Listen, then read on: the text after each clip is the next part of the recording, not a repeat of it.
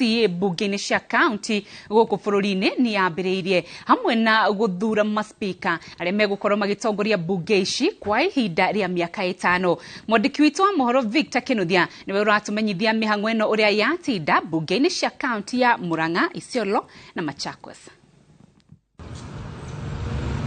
Kaunti-inĩ ya Murang'a, mĩhang'o ya kwĩhĩtithia MCAs bunge-inĩ gũtongoragio nĩ karani wa bunge ĩno Kuria wa Thũita, kũrĩa MCAs 35 athure hamwe na 12 kuorotwo mehĩtithirio, na thutha-inĩ ũcio macoka gũthura speaker ũrĩa gũtongoria gwa itĩna rĩa mĩaka 5 yũkĩte.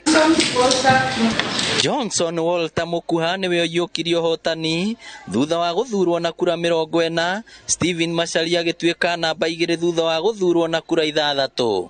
Akĩaria bunge-inĩ rita rĩa mbere, Speaker Mũkuha augĩte nĩ eharĩirie kũruta wĩra bunge-inĩ ĩno na gũtongoria harĩ gũtigĩrĩra mawatho marĩa mahĩtũkia nĩ mekĩrwo kĩrore nĩ gavana na marutithio wĩra. Irrespective of gender, religion, party affiliation, age or tribe, must be guided by the mandate given to the new government to establish a vibrant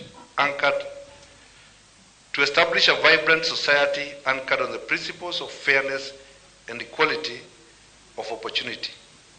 As the legislative arm of the county government, we will be expected to also offer oversight to the county executive.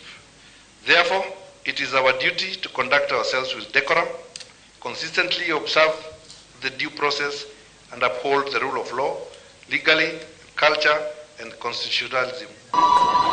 Kaunti-inĩ ya Isiolo mĩhang'o yuma ta ĩno, MCAs 10 gũthurwo na 8 kuorotwo makĩhĩtithio, ona gũtuĩka kuma na gĩkwendaga MCA ũmwe wa gũthukio ndakehĩtithio, gũkĩrĩkana nĩ mũrũ wa nyina na ũrĩa ũrarĩ mũmbunge wa atumia Kĩtũ wa Rũgũrũ, no nĩ mahoreririo nĩ gavana Abdi Guyo na mĩhang'o ĩno yathiĩ na mbere. Nakuo gũkũ MCAs othe 18 mathurire Mohamed Roba Koto ta speaker wao, gũkũ gĩturwa kĩa mũnini wake gĩkĩheo David Lemantile. I now declare Mohamed Roba Koto to be duly elected as Speaker of the County Assembly of Isiolo. I commend the clerks of the Assembly and this Secretariat for the transparent and credible way they have conducted these elections.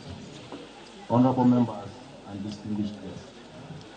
Today, with the Assembly's support, I become the 3rd Speaker to be elected to serve the great county of Isiolo.